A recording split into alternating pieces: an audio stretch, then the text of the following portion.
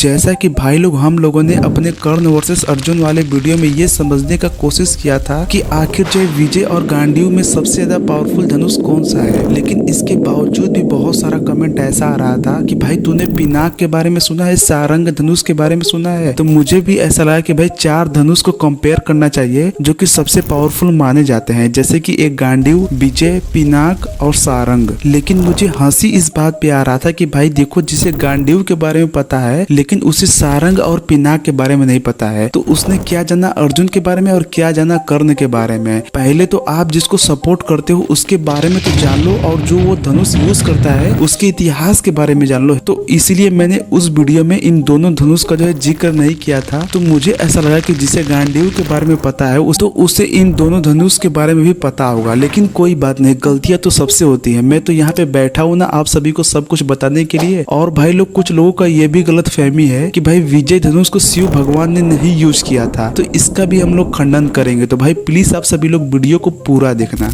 पहले हम लोग जो है पिनाक धनुष के बारे में बात करेंगे कि आखिर इसका निर्माण कैसे हुआ और क्यों किया गया। और इसमें 3 कथाएं शामिल है और लोग जो है इसको अपने अपने तरीके से मानते हैं। जैसे कि पहली कथा के अनुसार जितने भी देव थे वे सभी ये चाहते थे कि भगवान शिव और भगवान विष्णु में युद्ध हो, ताकि हमें ये पता चल पाए कि दोनों में सबसे शक्तिशाली कौन है। तभी जो है 2 धनुष का निर्माण किया गया, जिसका नाम था पिनाक और दूसरे का नाम था सारंग, जिसमें से पिनाक धनुष को भगवान शिव को दिया गया और सारंग धनुष को जो है भगवान विष्णु को दिया गया। फिर एक आकाशवाणी हुई कि अगर ये दोनों लोग जो है आपस में लड़ेंगे तो भाई पूरे ब्रह्मांड का जो है अंत हो जाएगा। तो इसलिए ये जरूरी है कि इसी युद्ध को यहीं पे रोक दिया जाए। तो वहीं पे भगवान शिव भी अपने रुद्र रूप में आ चुके थे, तो उन्होंने गुस्से में अपने धनुष पिनाक को जो है वहीं पे त्याग दिया था। फिर वो धनुष जो है जमीन पे जाके गिर गया। धरती पे गिरने के बाद इस धनुष को शिव धनुष का नाम दिया गया। फिर उसके बाद ये राजा जनक के पूर्वज राजा देवव्रत को मिला। फिर इस पिनाक धनुष को माता सीता के स्वयंवर में भगवान राम के द्वारा इसको भंग किया गया। पिनाक धनुष का दूसरा कथा ये है कि पिनाक धनुष को मूर नामक राक्षस के सिंह से बनाया गया था और भगवान शिव ने इस धनुष को अनेकों युद्ध में उपयोग किया था। और ये भी कहा गया है कि भगवान शिव ने इसी धनुष से राक्षस त्रिपुरासुर के 3 शहरों को एक ही बाण में नष्ट कर दिया था। लेकिन इस कथा को बहुत ही कम लोग जानते हैं, लेकिन इस बात पे जरूर विश्वास करते हैं कि त्रिपुरासुर के 3 शहरों को इसी धनुष से जो है नष्ट किया गया था। फिर उसके बाद पिनाक धनुष को भगवान शिव ने देवराज इंद्र को दे दिया था। लेकिन इस बात में कितना सच्चाई है वो आप सभी को आगे बताता हूँ। पिनाक धनुष का तीसरा कथा ये है कि भाई पृथ्वी पे एक वृत्यासुर नाम का दैत्य था जो कि सबको बहुत ही परेशान कर रहा था और उसे हराना देवों के लिए बिल्कुल ही नामुमकिन हो गया था। फिर उन्होंने जो है भगवान विष्णु से जाके मदद मांगा और उन्होंने उनसे ये कहा कि भाई आप जो है इसका कोई समाधान निकालिए। फिर उसके बाद भगवान विष्णु ने ये कहा कि कोई ऐसा ब्राह्मण हो जो कि सच्चे मन से तप करता हो और अपनी इच्छा अनुसार अपने हड्डियों को दान कर दे, तो हम जो है कुछ ऐसे शस्त्र बना सकते हैं जिससे जो है इसका अंत किया जा सकता है। फिर उसके बाद देवराज इंद्र ने ऐसे ब्राह्मण को खोजा। फिर उस ब्राह्मण ने खुशी खुशी अपने हड्डियों को दान कर दिया। फिर ब्रह्मा जी के कहने पे भगवान विश्वकर्मा ने इन हड्डियों की मदद से 3 धनुष बनाए, जिसका नाम था पिनाक, एक का नाम था सारंग और एक का नाम था गांडीव। और जो ब्राह्मण के सीने की हड्डी थी उससे जो है देवराज इंद्र का जो है वज्र बनाया गया। फिर इन सारे दिव्यास्त्रों से वृत्यासुर का अंत किया गया। फिर युद्ध खत्म होने के बाद गांडीव धनुष को ब्रह्मा जी ने अपने पास 1000 वर्षों के लिए रख लिया। फिर आप सभी को पता है कि गांडीव धनुष किन लोगों के पास होके गुजरा है, मैंने आप सभी को अपने पिछली वीडियो में बता रखा है, तो इस पे ज्यादा चर्चा नहीं करेंगे। तो भाई इस कथा से ये साबित होता है पिनाक, सारंग और गांडीव ये 3 धनुष एक ही समान है।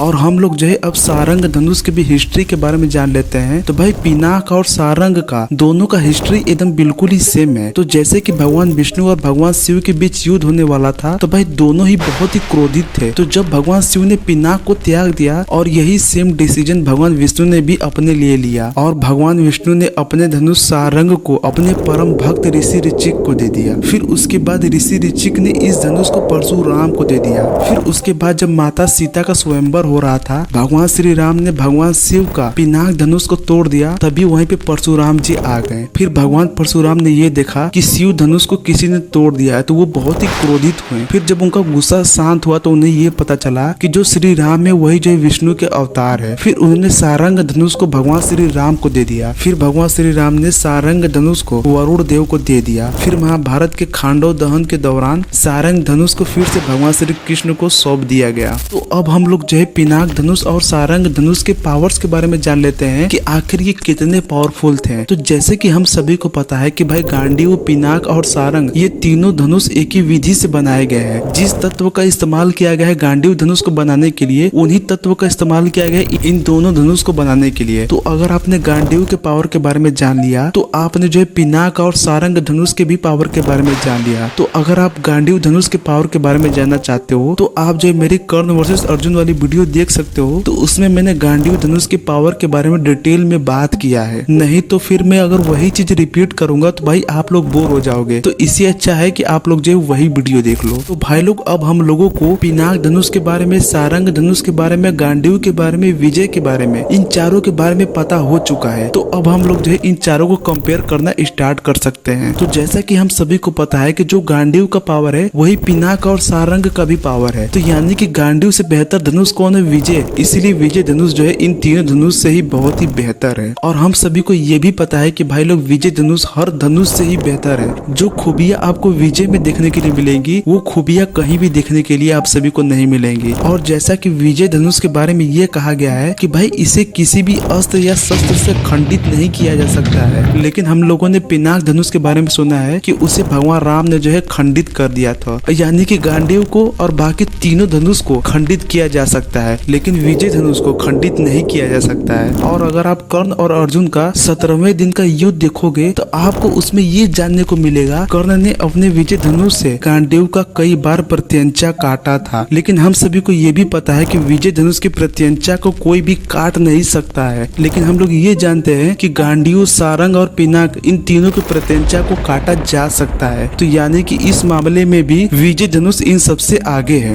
और बहुत जगह ये भी कहा गया है कि विजय धनुष के प्रत्यंचा को भगवान श्री कृष्ण का सुदर्शन चक्र भी नहीं काट सकता था। और जैसा कि विजय में खास बात ये था कि जो भी इसको धारण करता था उसके आगे पीछे एक अभेद्य घेरा बनता था। लेकिन हम लोगों ने गांडीव के बारे में ये कभी नहीं सुना है कि इसने अपने कभी आगे पीछे एक सुरक्षा घेरा बनाया हो। और ये बात तो मैंने कितना बार बताया है कि विजय धनुष पर अगर कोई भी आप शस्त्र छोड़ते हो वो अपनी क्षमता से 3 गुना ज्यादा विनाश करता है। लेकिन हम लोगों ने कभी पिनाक के बारे में, सारंग के बारे में, गांडीव के बारे में ये नहीं सुना वो अपनी क्षमता से अधिक विनाश करता हो। बल्कि हम लोगों ने ये देखा है कि अर्जुन के ब्रह्मास्त्र को कर्ण ने अपने नॉर्मल तीरों से ही काट दिया था। और जैसा कि सभी लोगों को ये भी पता है कि भगवान शिव ने विजय धनुष से ही अपने पशुपशास्त्र को चलाया था और त्रिपुरासुर के 3 शहरों को अपने एक ही बाण से समाप्त कर दिया था। लेकिन कुछ लोगों का यहाँ पे ये डाउट रहता है कि भगवान शिव ने इस काम को पिनाक धनुष से किया था। लेकिन ऐसा नहीं है, क्योंकि भगवान शिव ने इस काम को विजय धनुष से ही किया था। इसके पीछे कारण ये बताया जाता है कि जब भगवान विष्णु और भगवान शिव में युद्ध होने वाला था तभी भगवान शिव ने पिनाक धनुष को त्याग दिया था। फिर उसके बाद इन्होंने इसका उपयोग जो है कभी भी नहीं किया था, ये माना जाता है। बाकी आपकी मर्जी है कि आप इसको मानते हो या नहीं मानते हो। क्योंकि विजय धनुष का निर्माण ही इसलिए किया गया था कि ताकि इसमें हर एक शस्त्र को चलाया जा सके, चाहे वो पशुपशास्त्र ही क्यों ना हो। फिर जब भगवान शिव का विजय धनुष से काम खत्म हो गया तब जो है विजय धनुष को भगवान शिव ने परशुराम जी को दे दिया। फिर भगवान परशुराम से ये कर्ण को मिला। जैसा कि भाई लोग विजय धनुष में बहुत सारी खूबियां थी जो कि किसी भी धनुष में पाई नहीं जाती थी। लेकिन भाई लोग विजय धनुष को लोग इसीलिए नफरत करते हैं क्योंकि इस धनुष को कर्ण ने उपयोग किया था। लेकिन कर्ण ने इस धनुष का उपयोग बहुत ही कम यूज करते हुए देखा, इसलिए बहुत सारी चीजें ऐसी हैं जो कि विजय धनुष के बारे में हम लोग नहीं जानते हैं। नहीं तो विजय धनुष में बहुत सारी ऐसी एबिलिटी है जो कि किसी भी योद्धा को परास्त कर सकती है। और जितने भी धनुष के बारे में मैंने आप सभी को बताया उसका एक अलग अलग कथा है। जैसे कि पिनाक धनुष के बारे में 3 कथाएं हैं, सारंग धनुष के बारे में बहुत सारी कथाएं हैं। तो मेरा काम था आपको बताना, तो मैंने आपको सारी चीजें बता दी कि इस धनुष के साथ ऐसा हुआ। बाकी आप लोग खुद से डिसाइड करेंगे कौन सही है कौन गलत है। तो इस वीडियो को हम लोग यहीं पर रहने देते हैं। अगर वीडियो अच्छा लगा तो इसको लाइक कर देना और चैनल को सब्सक्राइब कर देना। और अगला वीडियो आप सभी को किस टॉपिक पे चाहिए प्लीज कमेंट कर देना।